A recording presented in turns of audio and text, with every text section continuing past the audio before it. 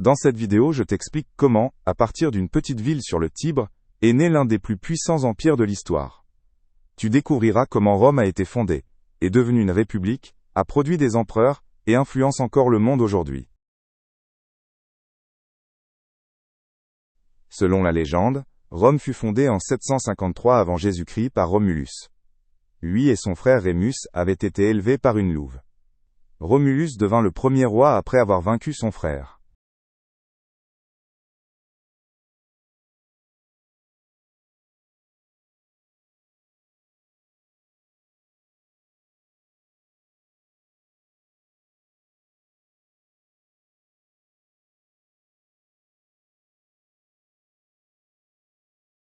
De 753 à 509 avant Jésus-Christ, Rome fut gouvernée par 7 rois. Ils construisirent la ville et la rendirent plus forte. Mais le peuple ne voulait plus de roi et chassa le dernier.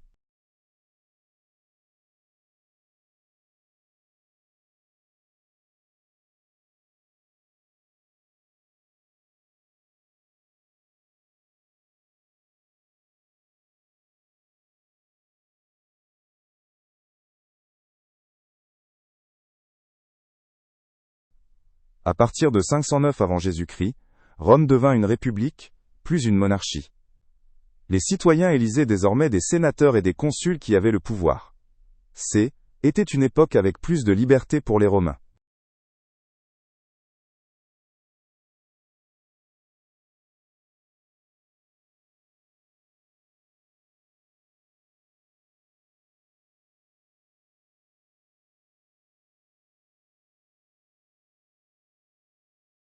Au début, seuls les riches romains, les patriciens, avaient le pouvoir. Les plébéiens, plus pauvres, voulaient aussi participer et se bâtir pour cela. Après de nombreuses luttes, ils obtinrent plus de droits.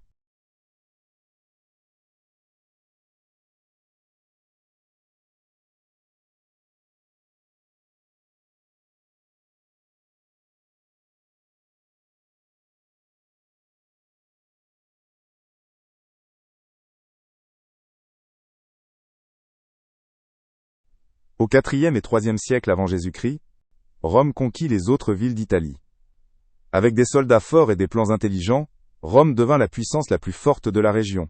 Les voisins durent se rallier à Rome.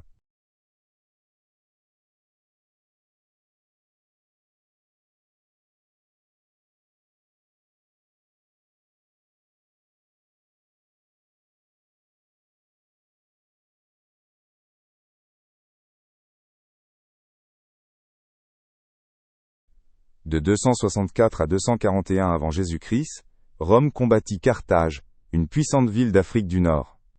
Il s'agissait de l'Aile, île de Sicile, que Rome remporta finalement. Rome devint alors une puissance maritime.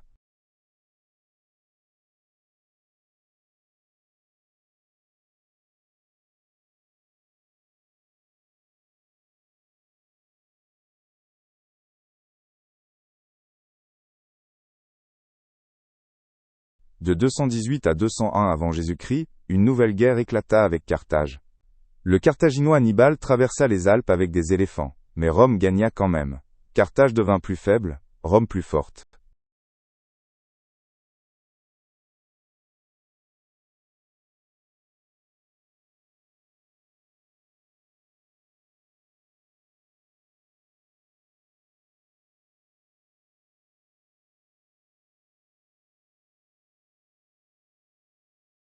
Au IIe siècle avant Jésus-Christ, Rome conquit des pays comme la Grèce et la Macédoine. Les Romains apportèrent leur langue et leur culture dans ces nouvelles régions. L'empire grandit énormément.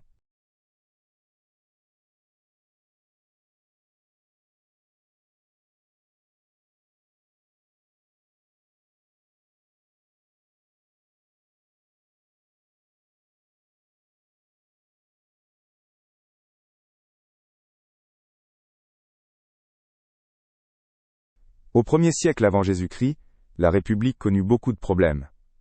Les riches devenaient plus riches, les pauvres plus pauvres, et il y avait des disputes pour le pouvoir. Cela causa chaos et guerre civile.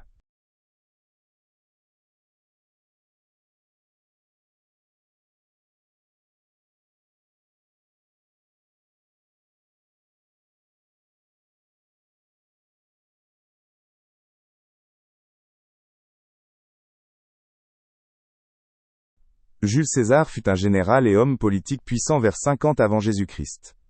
Il conquit la Gaule, aujourd'hui la France, et devint très populaire. Mais ses ennemis au Sénat craignaient son pouvoir.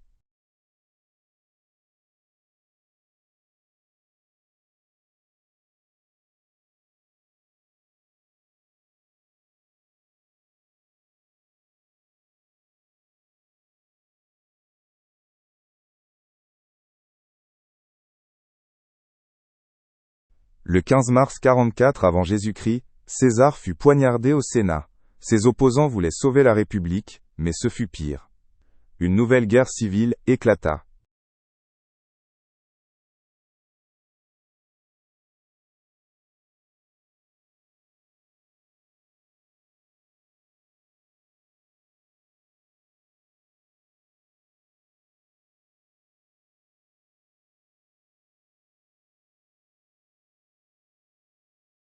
Après la mort de César, ses partisans se battirent pour le pouvoir. Son fils adoptif Octave vainquit et devint en 27 avant Jésus-Christ le premier empereur sous le nom d'Auguste. La République devint un empire.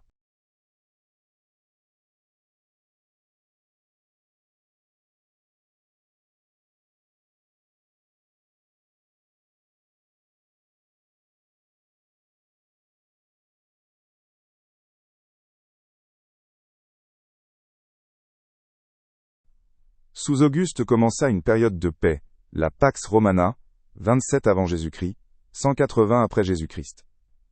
Il y eut peu de guerres, et Rome devint riche et stable. Routes, villes et commerces prospérèrent.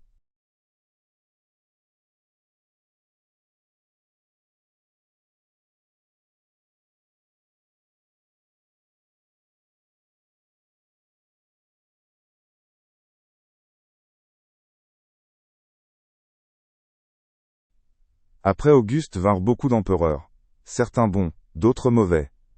Tibère, Caligula et Néron étaient célèbres, mais pas toujours aimés. L'empire resta cependant fort.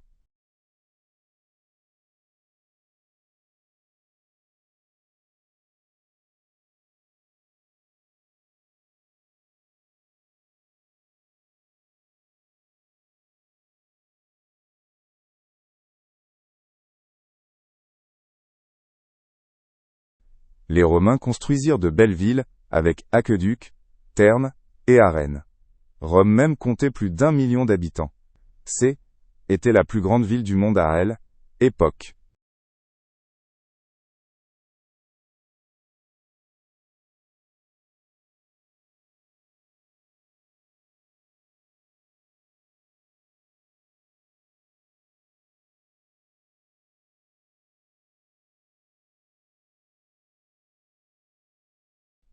L'armée était très organisée et possédait les meilleures armes. Les soldats s'entraînaient dur et pouvaient combattre partout. C'est ainsi que Rome maintint son immense empire.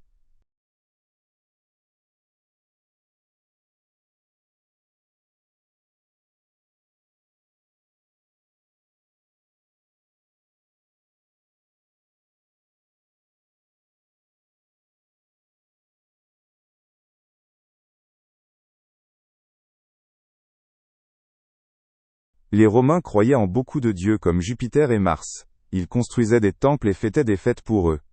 Plus tard, le christianisme arriva.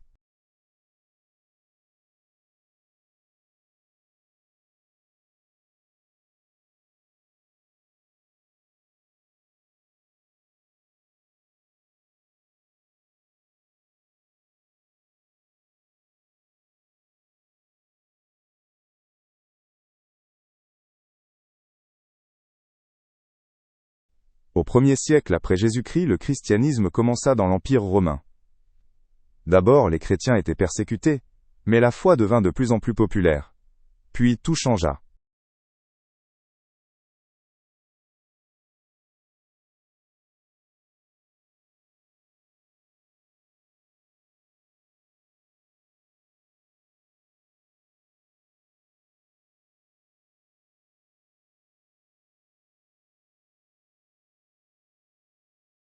Constantin devint empereur en 306 après Jésus-Christ et légalisa le christianisme en 313.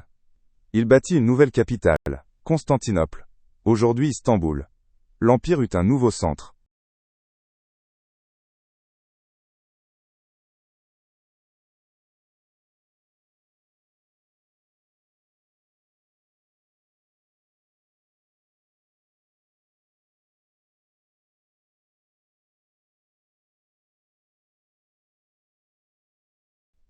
En 285 après Jésus-Christ, l'empereur Dioclétien divisa l'Empire en Est et Ouest.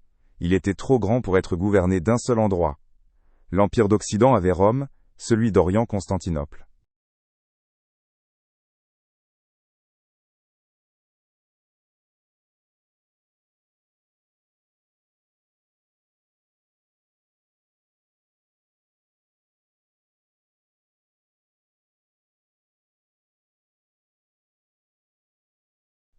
Aux IVe et Ve siècles, l'Occident eut beaucoup de problèmes. Des tribus germaniques attaquèrent et les empereurs étaient faibles. L'Empire se désintégra peu à peu.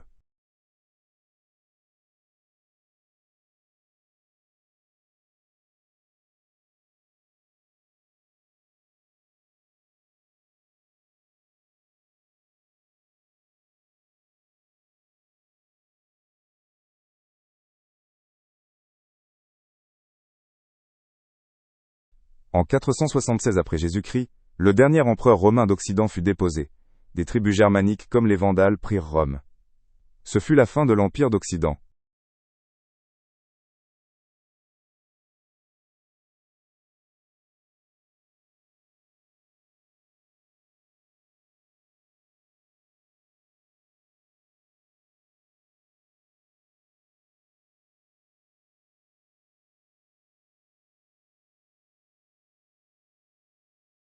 L'Empire d'Orient, aussi appelé Empire byzantin, resta fort. Il survécut presque 1000 ans avec Constantinople comme centre. Était comme un nouveau Rome.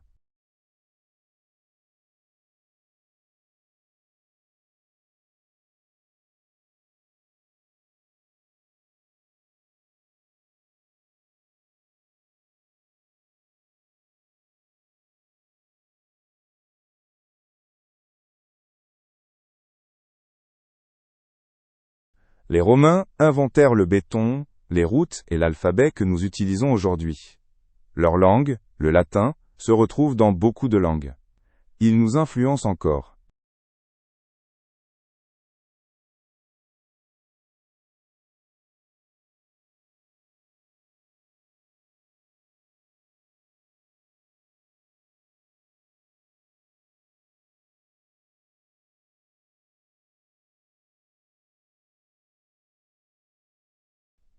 Dans des arènes comme le Colisée, des gladiateurs combattaient devant des foules immenses. Il y avait aussi des courses de chars et du théâtre. Les Romains aimaient les grands spectacles.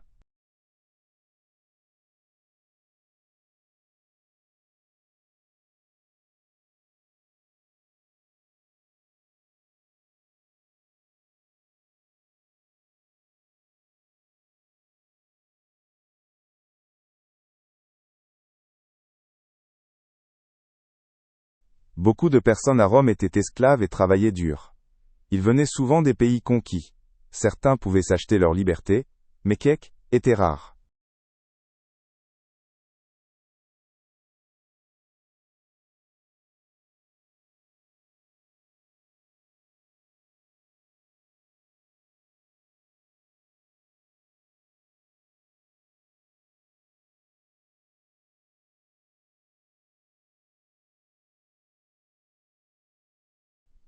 Rome commerçait avec de l'or, du vin et des tissus jusqu'en Inde et en Chine.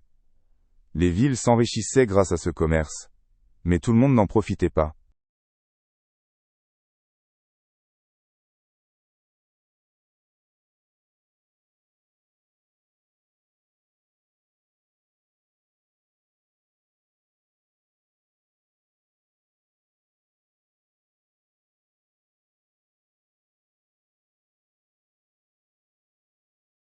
À partir du IVe siècle, des tribus germaniques comme les Goths entrèrent dans l'Empire. Ils cherchaient des terres et la sécurité contre les Huns. Cela affaiblit beaucoup Rome.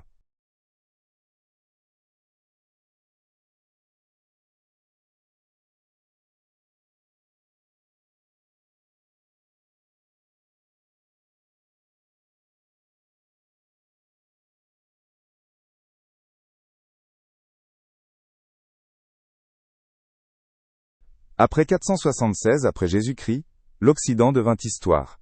Le Moyen-Âge commença, et l'Europe changea, mais les idées de Rome continuèrent à vivre.